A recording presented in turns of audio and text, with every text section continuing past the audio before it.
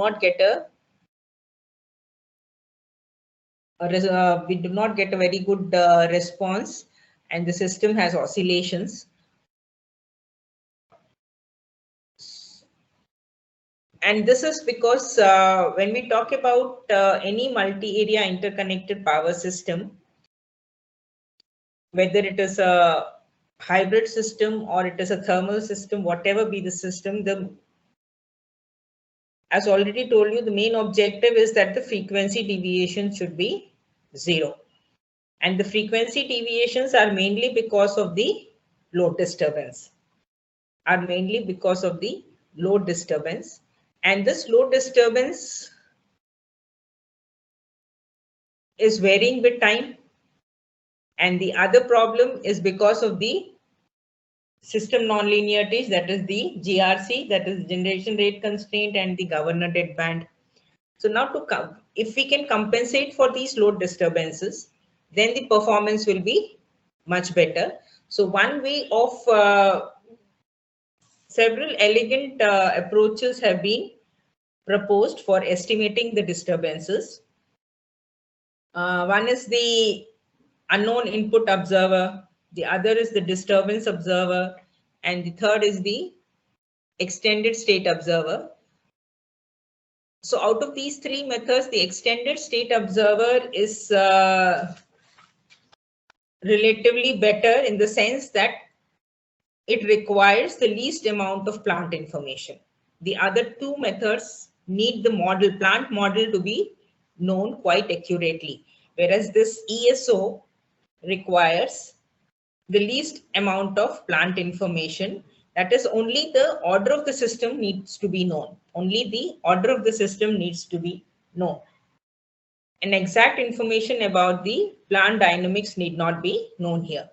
But then the main drawbacks of the ESO are that this plant must be in the integral chain form. That is, it should be in the form of x1 dot equal to x2, x2 dot equal to x3, and xn dot equal to your function of all the states plus BU.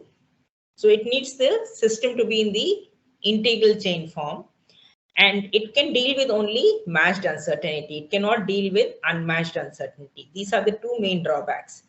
But then if we talk about the generalized extended state observer, which is also in the short form GSO, this GSO overcomes both these demerits. That is, GSO can be applied to both matched as well as unmatched uncertainty, and it can be applied to general kind of a system. There is no limitation that the system should be represented in the integral chain form. So the main research challenges when we talk about the load frequency problem, one is the uncertainty.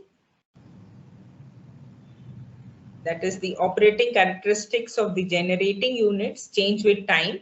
Therefore, parameter uncertainty is an important issue, and this should be addressed if we want the frequency deviation and the tie line power deviation to go to 0. And in the operation of deregulated environment, the LFC scheme encounters with constraints such as communication delay, and this becomes again another important challenging problem. And when we talk about integrated power systems, then again, because of the random nature of the wind power, minimizing the frequency deviation is a challenging task. So for all to meet out these various challenges, we need to develop a robust controller, and that is why we are going to talk about the sliding mode control. In the application part, we are going to apply the non-linear sliding mode control, but then let us start with the sliding mode control and see what are the limitations in the sliding mode control and how these limitations can be overcome by using the non-linear sliding mode control. So the sliding mode control, as all of us know, have a very important property that it can deal with uncertainties and disturbances very effectively. But then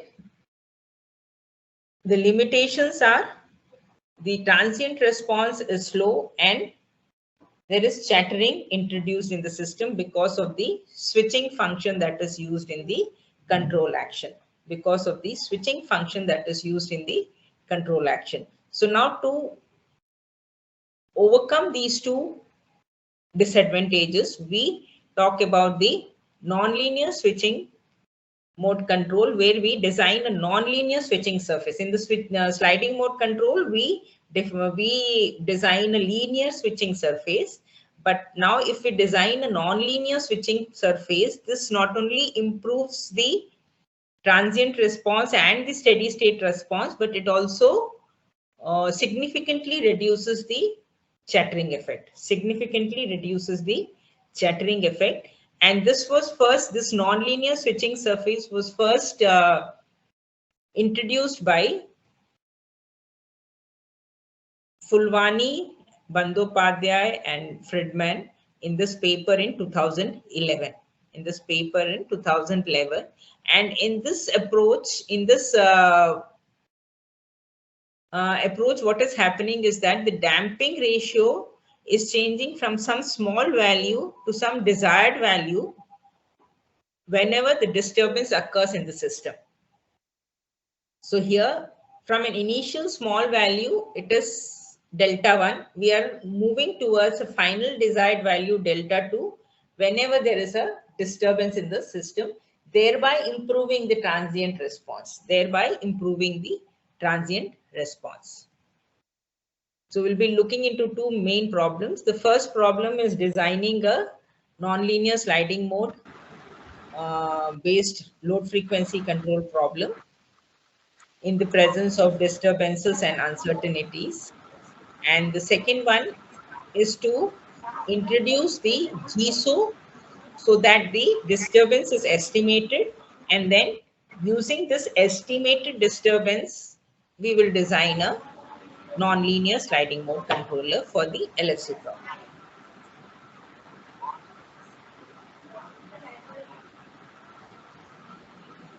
So now if we talk about matched uncertainty and unmatched uncertainty, if the uncertainty is entering into the system through the control input channel, then we call it matched uncertainty. So if the uncertainty is entering through this channel, then we call it as a matched uncertainty. And if the uncertainty is entering into the system through some other channel, then it is called unmatched uncertainty. Then it is called unmatched uncertainty. So the extended state observer can deal with only with the matched uncertainty, whereas the GSO can deal with both matched uncertainty and unmatched uncertainty.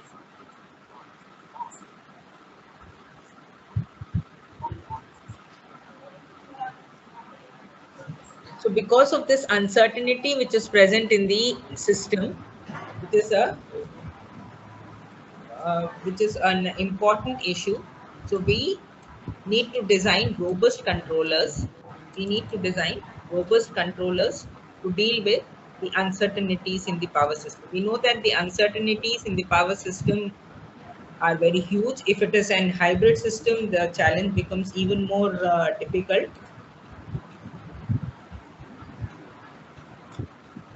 So that is why we are talking about robust controllers.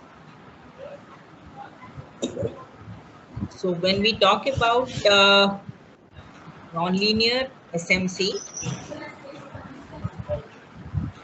we are aiming to reduce the undershoot and overshoot, and we are at the same time aiming to reduce the settling time,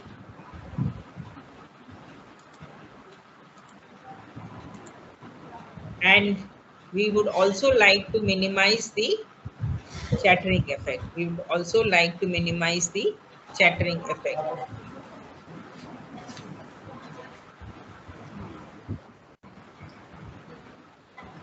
So this is the block diagram for the ith area power system. And here we are, Dr. Avdesh Kumar, if you could mute the participants.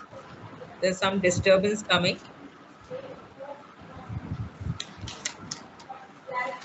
Yes, ma'am.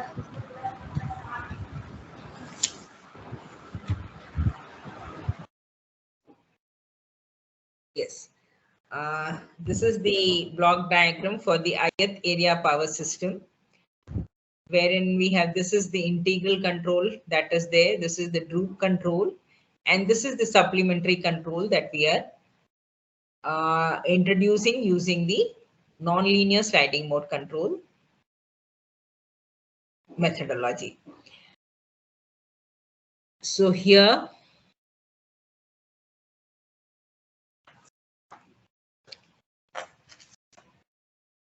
this delta EI is nothing but the deviation in the integral control. ACE is the area control error. ACE is the area control error. And this delta E is the deviation in the integral control. And this dB, this is your governor. And this is your deadband nonlinearity. This is your deadband nonlinearity.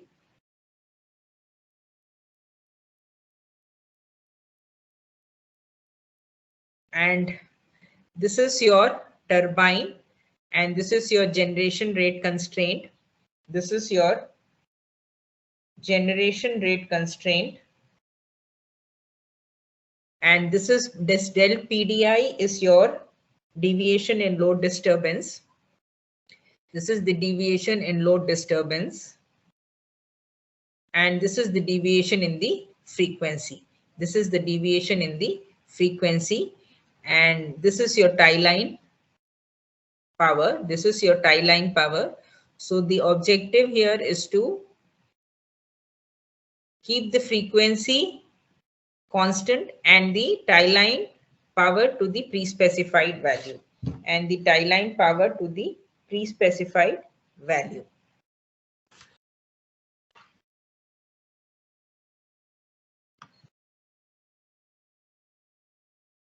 And this block diagram that we have here, we can represent this in the state space form, in this form. Xi dot equal to AI Xi plus Bi Ui plus summation of these, and this is your load disturbance. This is your load disturbance. So now when we talk about this, here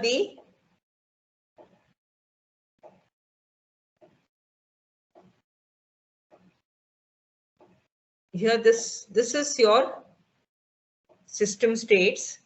These are your system states. Your system states are nothing but the deviation in frequency, the deviation in generator output, the deviation in integral control, and the deviation in your tie line power flow. And also the deviation in the governor valve position. So we have, for the ith area alone, we have this Xi as a 5 state variables. Xi is the 5 state variables coming into picture here. So if you have a multi-area system, so obviously the size, the number of state variables will go on increasing. So the number of state variables will go on increasing. So here what we do is, the very first step is to transform this system, which is given by this expression here, into the regular form. For that, we'll be using a transformation matrix, and we will be transforming it into a regular form. Once we have transformed it into the regular form, then it is represented in this way. This is the transformed into the regular form. And here the assumption is that this pair A11I and A12I should be controllable. For the controller design to be feasible, this assumption should be satisfied. that the pair A11I, A12I should be controllable. So from the general representation to the regular form, we transform it. And once we transform it to the regular form,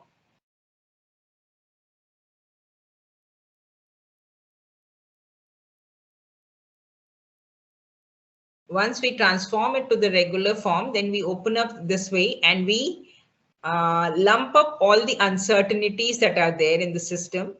We lump up all the uncertainties that are there in the system, and then we go for the design of the nonlinear sliding mode. So here, for designing this switching surface, if you look at this expression here, this is the switching surface expression that is given here. We have this in the regular form, the state variables in the regular form, Z1I and Z2I. And here the Z2, the switching surface is given as C1I into Z1I plus Z2I. And this C1I has this nonlinear term coming. And this C1I has this nonlinear term coming. So if I neglect the second term in this C1I, then it becomes a linear switching surface. So here, this psi I is a non-positive differentiable function in output, which is used to change the damping ratio. We said that in the nonlinear switching surface design, the transient response improves because we are changing the damping of the system. We are changing the damping of the system from some small value to some desired value. So this psi I is used for changing the damping ratio. And this Pi is a positive definite matrix, which will be considered on the basis of the desired final damping ratio. And this is your simple Lyapunov equation, which is in the form of A transpose P plus PA equal to minus Q. So this is this Lyapunov equation must be satisfied for some value of this Wi.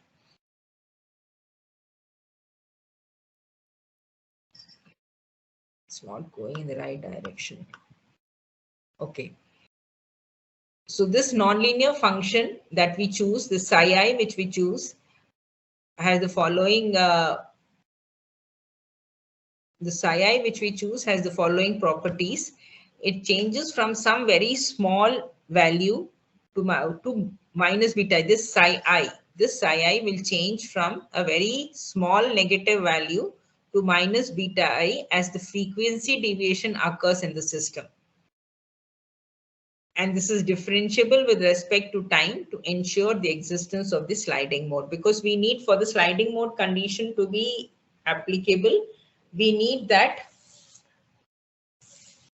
psi I into psi I dot should be less than 0. So this psi I dot should always be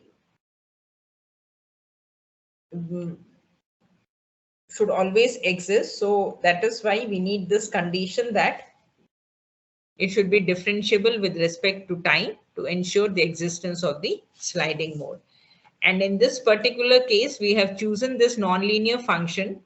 We have chosen this nonlinear function as this expression here, where beta I is a tuning parameter that determines the selection of the final damping ratio along with the matrix Pi. So Pi and beta I will decide what will be the final damping ratio. So after following certain steps here, this is the Lyapunov function that is chosen. And then for this Vi dot to be less than 0, the control effort should be chosen in this way. I have omitted the mathematics, but all this can be seen in the papers of my research student, Dr. Sheetla Prasad. He's presently working with the Galgotia University, and he's an assistant professor there. So all this work has been done by him. So in his papers, you can find all these expressions and how this UI has been derived. So this UI is derived based on the condition that this V dot, this expression that we have V dot, this should be less than 0. So we choose UI accordingly. We choose UI accordingly so that this condition is satisfied.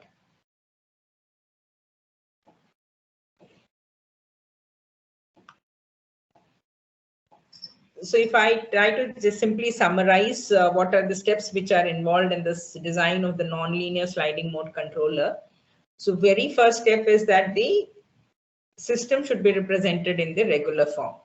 The very first step is that the system should be represented in the regular form, and the feedback gain matrix is chosen such that it has stable eigenvalues and the dominant poles have a low damping ratio. And the dominant poles have a low damping ratio. Accordingly, you choose this value of the Ki.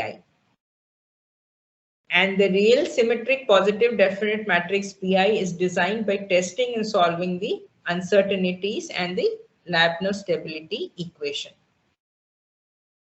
And then finally, we design the control action U from this expression. And finally, we design the control action U from this expression. So these are the steps that need to be followed for designing this controller. And now let us look at the simulation results. So here we have validated this controller for both matched uncertainty as well as unmatched uncertainty. And we have applied both the non-linearities as well and seen how the response of the system is. And the responses of the system for step and random load disturbances is also checked. And the results that have been obtained are compared with the linear SMC, which is proposed in this paper 7 here. Here they've used a integral sliding mode. They have designed an integral sliding surface, and they have shown the results for the load frequency control problem, and we have compared our results with this particular control effort.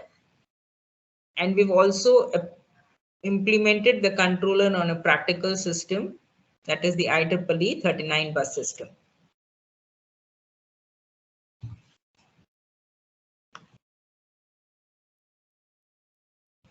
So these are the responses that you can see.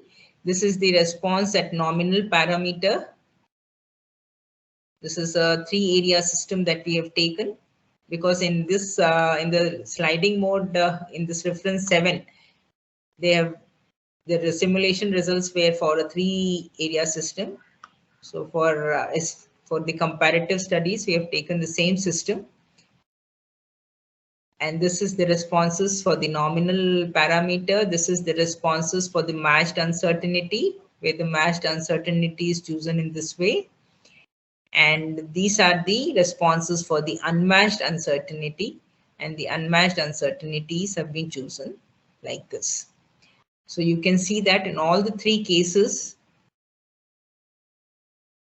the frequency deviation is going towards 0, and it is within acceptable limits. And it is within acceptable limits in all the 3 cases.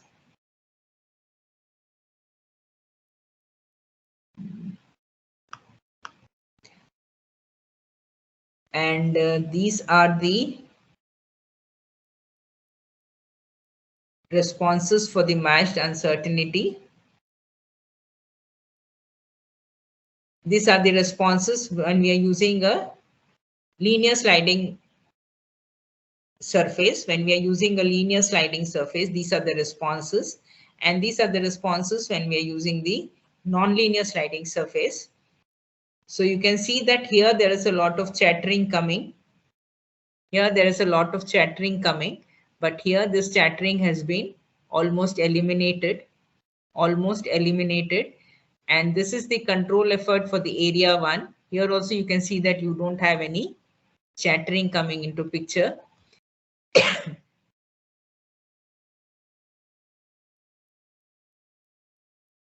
And this is the frequency deviation. Here you can see that the scale is from 0 to 0.5, and here the scale is from 0 to 0.1 only. So the deviations or the undershoot and the overshoot are also much less when we are using the non-linear sliding surface. When we are using the non-linear sliding surface, so the undershoot and the overshoot is much reduced when we are using the non-linear sliding surface.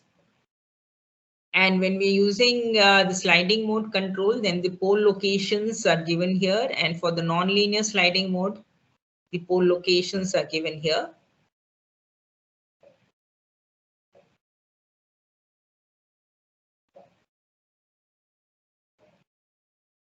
And further, these are the results for the unmatched uncertainty.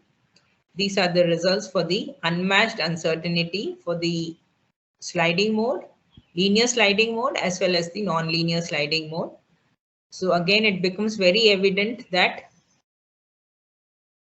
the undershoot, overshoot is much less. The chattering effect is significantly reduced, and the transient response is considerably improved when we are using the non-linear sliding mode control.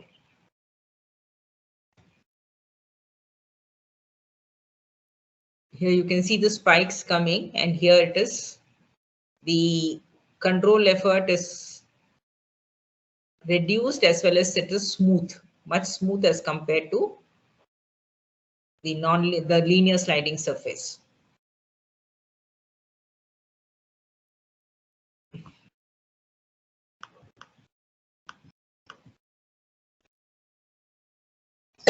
And this is random unmatched uncertainty.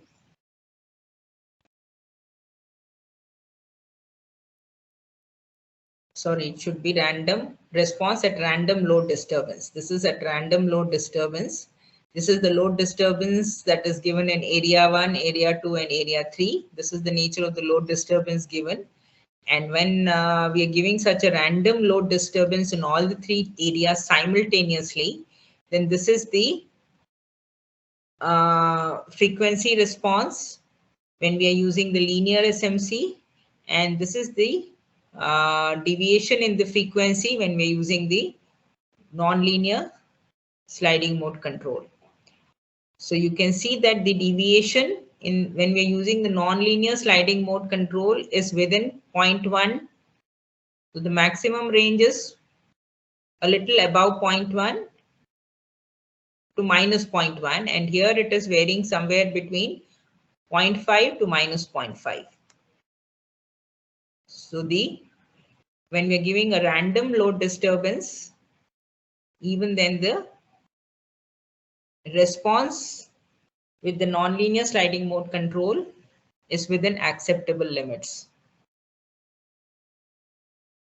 And these are the 2 nonlinearities that will be considered: the generation rate constraint and the deadband, governor deadband.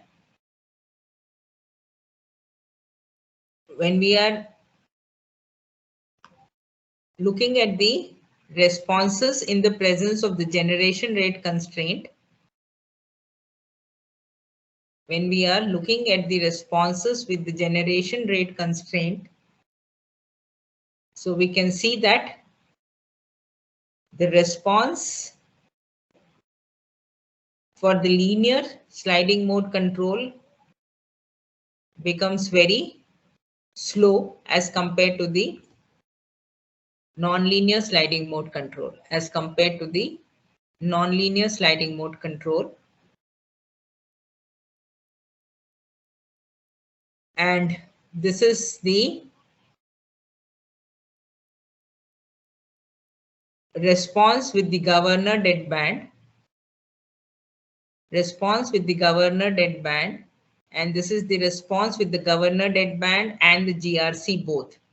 In the previous case, we had taken only GRC. In this case, we are taking governor deadband. And here we are taking both governor deadband and GRC. And here we have decreased 20% decrease in GRC limit in area 1. The response becomes like this. And with a 40% decrease in GRC in area 1, the response becomes like this. It's taking some time, more time as we are decreasing the GRC limit.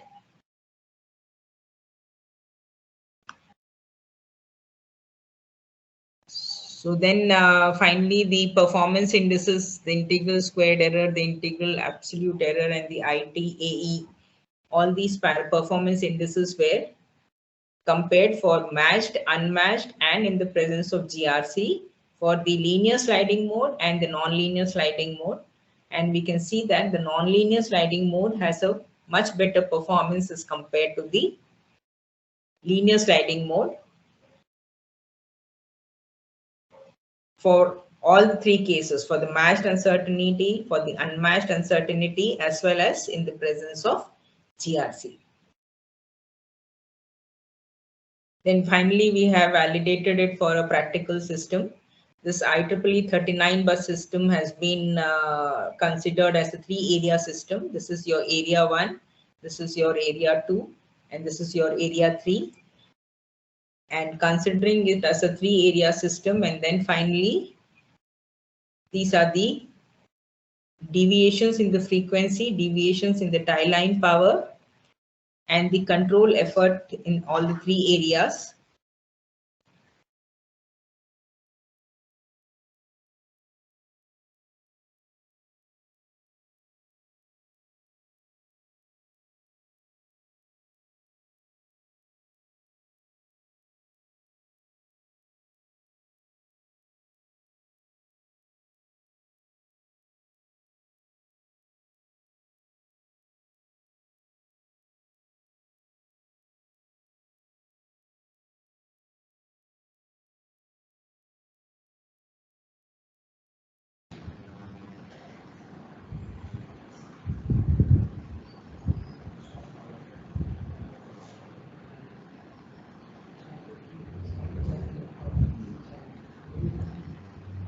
Voice is not coming, ma'am.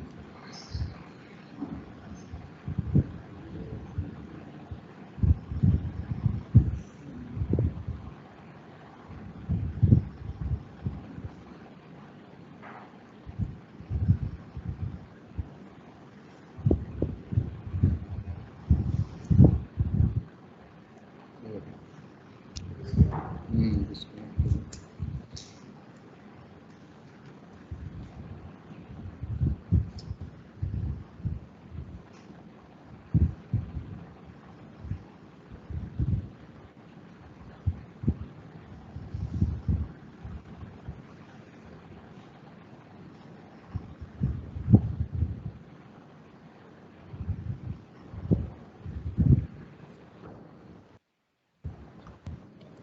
Participants, please, ma'am has joined us. Yes, there was some problem once again. Yes. Yeah. So I'll continue from where I left. Yes, ma'am.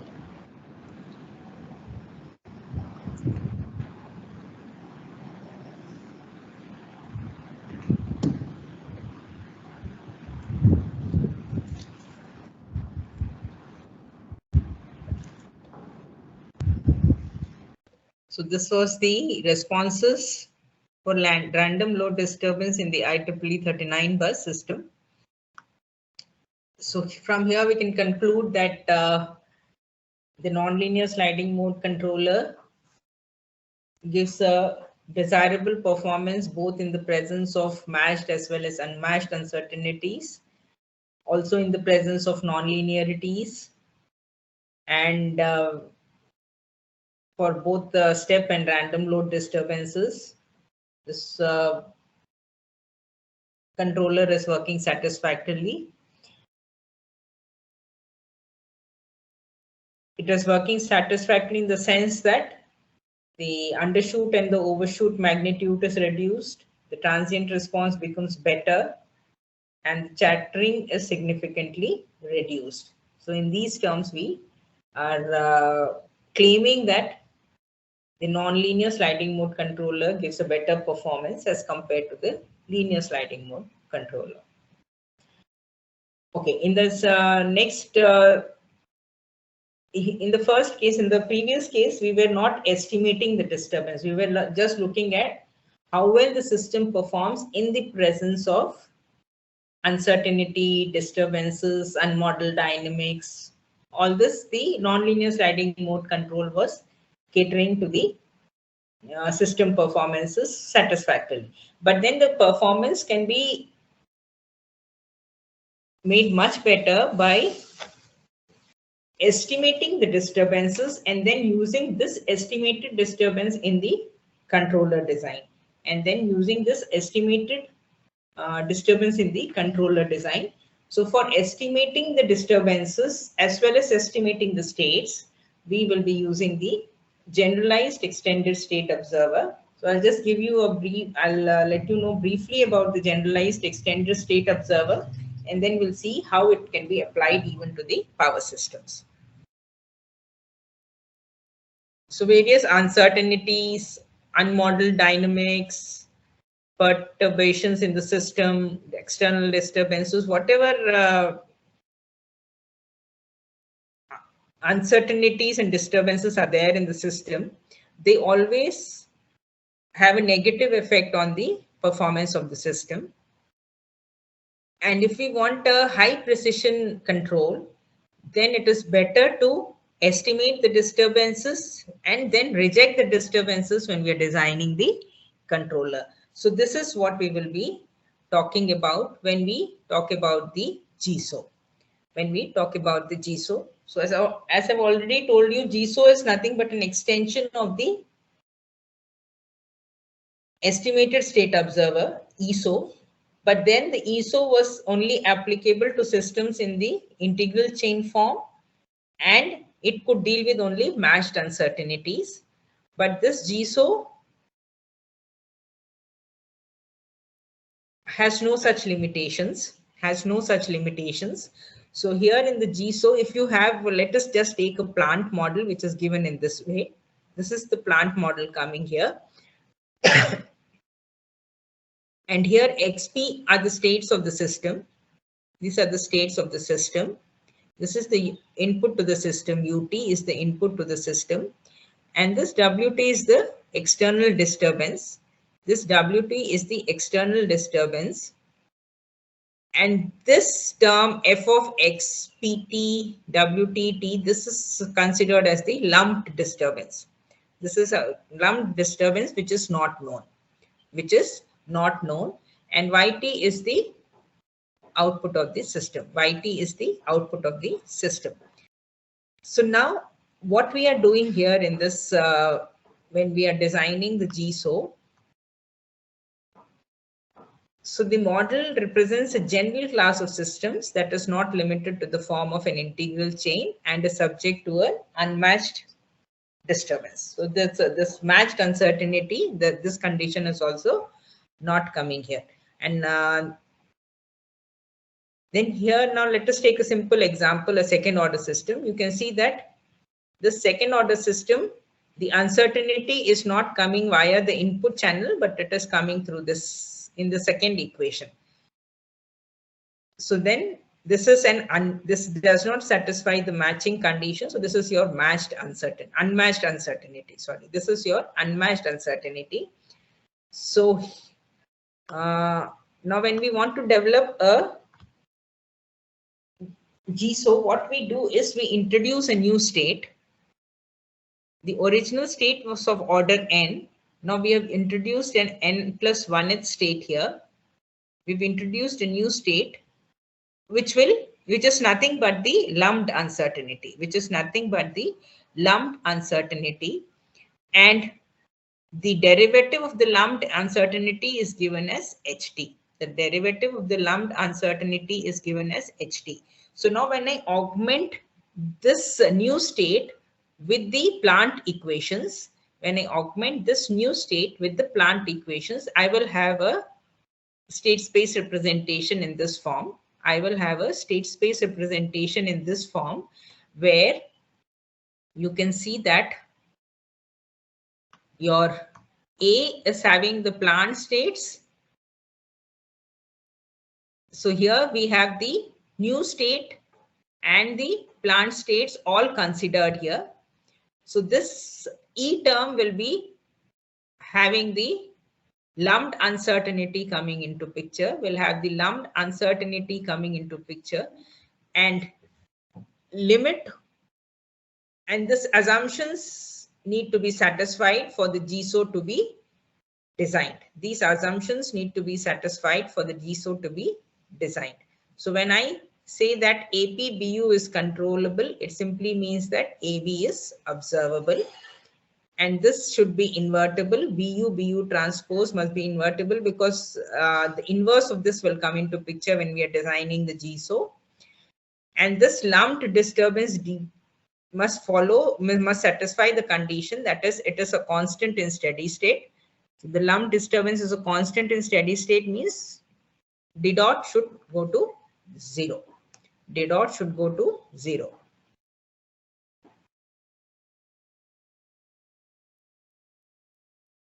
So for this condition is the observability. Assumption 1 is the observability condition. Assumption 2 is used for designing the disturbance compensation gain, and assumption 3 will be used in the stability analysis. So these three assumptions, fulfilling these three assumptions is possible in most of the practical systems. So it is so now this x cap dot, this is the expression for your GSO here. This x has the overall states of the system, where you have the states of the plant as well as the new state included. This is nothing but your observer gain again. These expressions are similar to the Leonberger observer that all of you know about. The only difference here is that the state this state X comprises of the plant states as well as the augmented states. Plant states as well as the augmented states. So these are the estimates of the states. So that is why we are saying the GSO estimates the plant states as well as the disturbance. Estimates the plant states as well as the disturbance. This augmented state will estimate the disturbance. Now let us go for the LFC problem using the GSO based nonlinear sliding mode control. So it is very difficult to model the plant accurately. So this GSO becomes very useful when we want to estimate the disturbance in the system and then negate the effect of that disturbance in the controller design. So the objectives here are to estimate the states and load disturbances accurately, and then use this estimated load disturbance in the nonlinear sliding mode control so that the effect of the load disturbance and the nonlinearities, all that is minimized. So here, this is the block diagram. Here we are using the GSO, and the output of the GSO is given to the nonlinear sliding mode control. The output of the GSO, that is the estimated states and the estimated disturbance, these are given to the nonlinear SMC. All the rest is the same. So here, when this extended state variable is nothing but your load disturbance, which is delta PD, and this HT is the derivative of delta PD. So this is how your overall system now becomes with the augmented state, and these are your GSO design steps. Now here, this is what we are applying to the power system. So this is the error dynamics of the observer. These are the error dynamics. You would like this error dynamics to be stable. So if you take a Lyapunov function half e squared, you would want your, if v is equal to half e squared, then you would like v dot to be less than 0. So accordingly, you will choose your L so that your v dot becomes less than 0. So this is the nonlinear sliding surface. And now this is how the P and beta are chosen to get the desired damping ratio. And this becomes the control effort. So here you can see that you are subtracting this minus delta PD cap, which is nothing but the estimated load disturbance, so that your control effort becomes precise. So that your control effort becomes precise. So this is what we are doing when we are using an observer-based, GSO-based nonlinear sliding mode control. So here you can see that this disturbances are estimated and given to the nonlinear sliding mode control, and then this is negated. And in the Lyapunov function, in the previous case, the Lyapunov function, only the states were considered. Now the Lyapunov function, the states as well as the observer error will be considered. The states, you will have the error in the states and the quadratic of the error in the observer. Both these conditions will be, both these terms will be taken, because in the Lyapunov function, you need all the errors to go to 0. The tracking error here simply means that the deviation in the frequency should go to 0. The deviation in the tie line power should go to 0. And this is because of the observer. You want the observer error also to go to 0. So that is why we have added this term here in the Lyapunov function. And the observer error and the observer gain matrix and the other terms will be chosen such that this v dot turns out to be less than 0. And your overall closed loop system then will be stable, asymptotically stable. So these are the simulation results for the different conditions. And in this particular simulation studies, the comparison has been made with the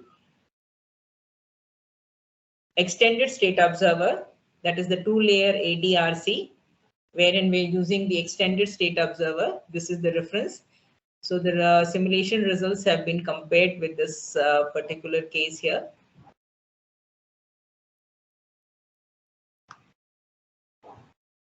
So here when we are giving a step load disturbance, these are the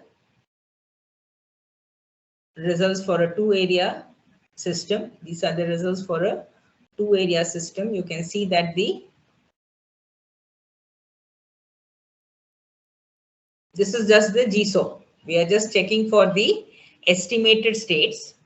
So here the actual states are given by the continuous line and the estimated states are given by the dotted line. So you can see that the actual state and the estimated states are almost overlapping. That is, the estimation is quite good.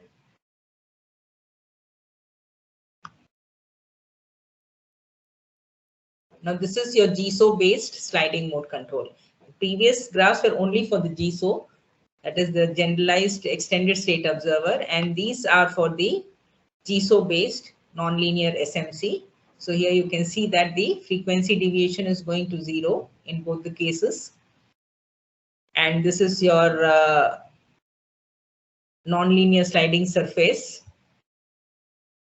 And this is your psi, graph for psi, the nonlinear function that is used in the switching surface. And these are the results for the random load disturbance. So this here, the dotted is for the ESO-based ADRC, and the continuous one is for the GSO-based nonlinear SMC.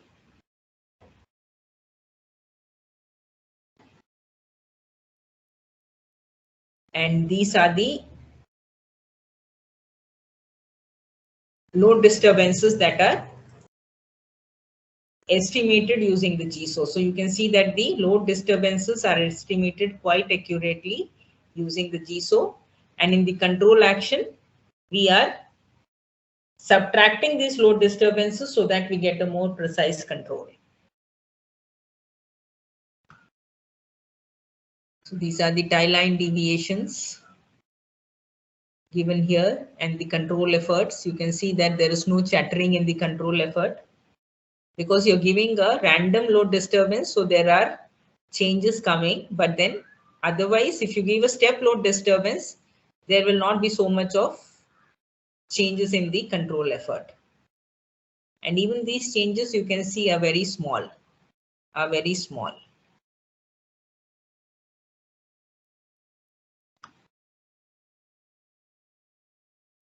This is the disturbance rejection capability at random load disturbance. So here when you're not compensating, then the deviations are greater than when you're compensating. You can see the continuous line is with compensation and the dotted line is without compensation. So it becomes clear that the compensation, disturbance compensation results are definitely much better.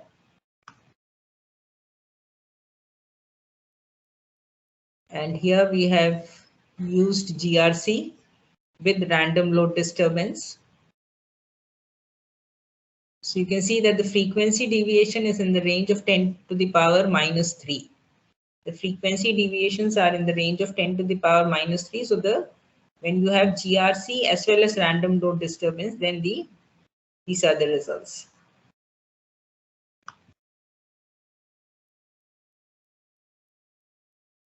And these are the control efforts, and these are the disturbances that were given.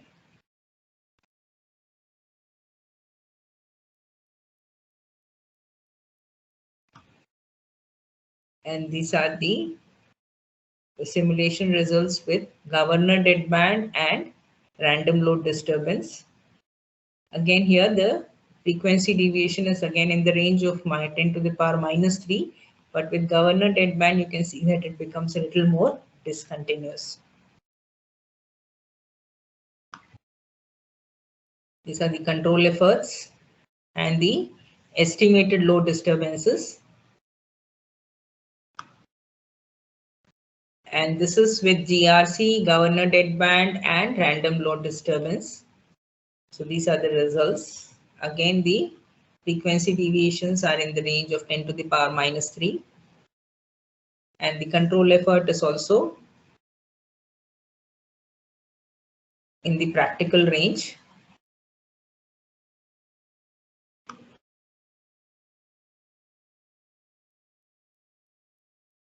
So this is for the, these are the simulation results for the New England system.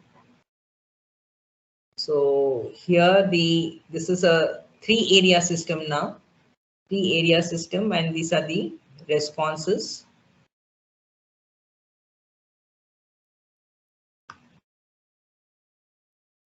So overall, we can conclude that the nonlinear sliding mode control for LFC systems will cater to both matched and unmatched uncertainty, and it will effectively deal with load disturbances of any kind, whether they are of step load disturbances or random load disturbances. And even in the presence of non-linearities, the performance is acceptable.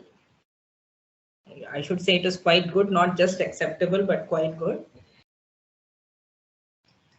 And the overall closed loop system is asymptotically stable because we are deriving the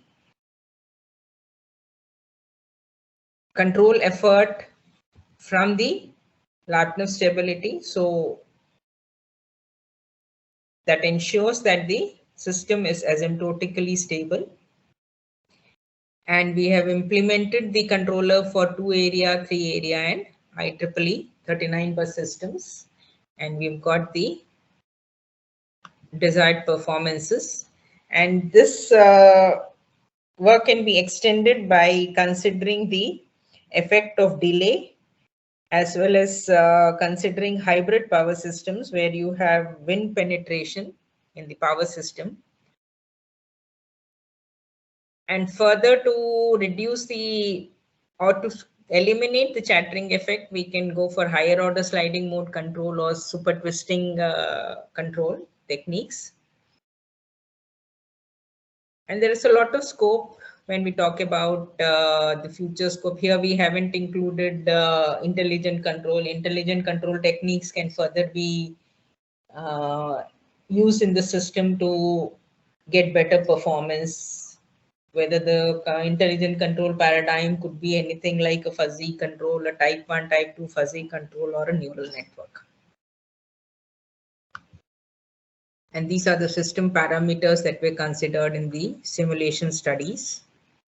These are the parameters for a 3 area power system, and these are the parameters for the 2 area power system.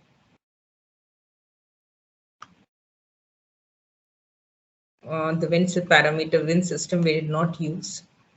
I did not present here, but it had been used by my student, Mr. Sita Prasad. And thank you. Open to questions.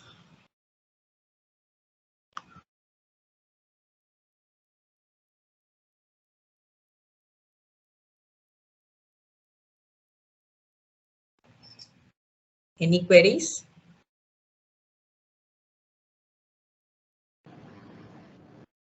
Yes. Resume.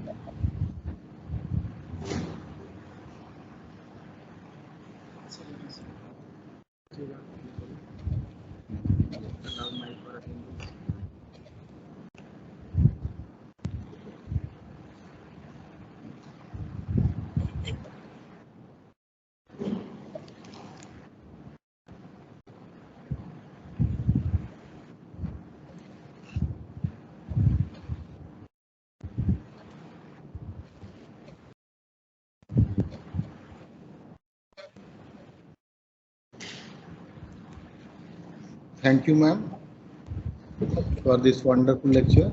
For a moment, again, we faced some network issue in the last moment. Not a problem. होगा ये तो होगा ही होगा online में.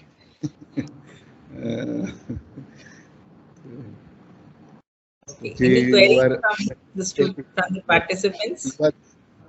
Probably you were on the 84th slides, so then we faced that problem. So I didn't saw the last slide. Anyway, so audience, please, if you have any queries, you can just discuss with ma'am.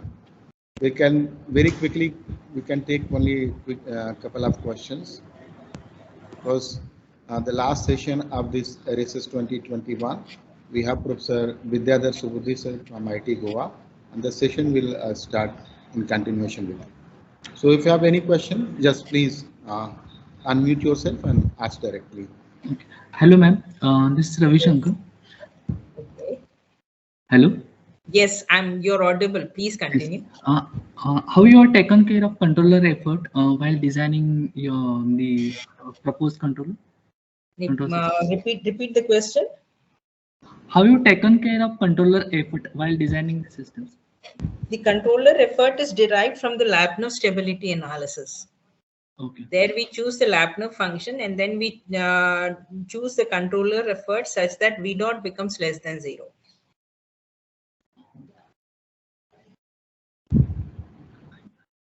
Am I audible? Yes, ma'am. Okay. So is your query satisfied? Yes, ma'am, partially, but I'm thinking as per as a have you crossed any saturations level? What? Any saturation? Saturations level or as a limit of controller. No, we haven't put any limit on the controller efforts because already the controller efforts were within limits. Yes, fine. Because I seen somewhere the saturation related blocks in your No, that is 33. the GRC. That is the GRC. That is the non-linearity. We haven't considered the non-linearity, GRC and GDP while modeling. We model the system as a linear system, and then we tested the performance of that controller in the presence of non-linearities. Okay. So we were introducing GRC and GDB in the simulation studies, but when we were designing the controller or modeling the controller, modeling the system, we did not assume any non-linearities. Okay, fine. Thank you, ma'am. It's very interactive sessions, ma'am. It's very helpful to me also. Okay, thank you so much.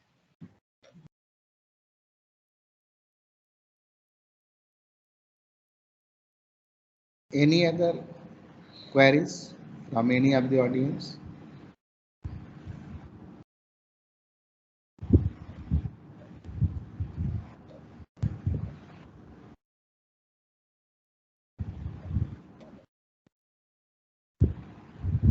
So I believe there is no further queries. So thank you once again, ma'am, for giving such a nice lecture and your time for this RSS 2021. Thank you. Thank you.